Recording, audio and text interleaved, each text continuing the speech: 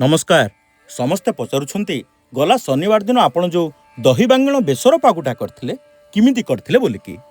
यार सरल उत्तरटी हला मन प्रेम रे पाक सिद्ध सकल सामान केवल जे स्वादिष्ट ता नुहे मनमुग्धकर मध्य, जेमिति कि एही दही बांगण बेसर।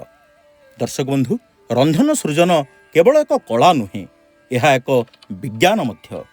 से बाबद गंजाम खंदाशाल आउ केतेबेले को अध्याय कहबी बोली आपण निश्चित रहंतु।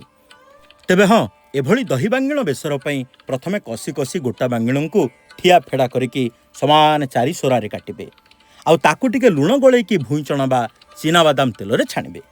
बांगण सब छाणी हला बेलू टिके अल्प धला सोरिष को भाजिकी ताकू चिकन करिकी बाटिबे। आउ सही बटा को बहला दही दिहरे फेंटिबे। हैला ना? तापर सेठू बांगण मान हिंगुल रंग धारण करी पाक सिद्ध होई सारिथिबे। सेही बांगण सबको बाहर करी आगुरु रहिथुआ राई मिसा दही रे पकई आंटुआ पर्जणाटे फुटई देबे।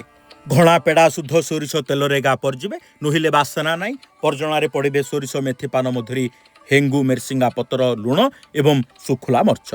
परजिला उतारू थाली रे बाढ़िकी बेरुआ पटी थोईकी बोलो आजिर आनंद की जय कही मन प्रेम रे उदरस्थ करिबे।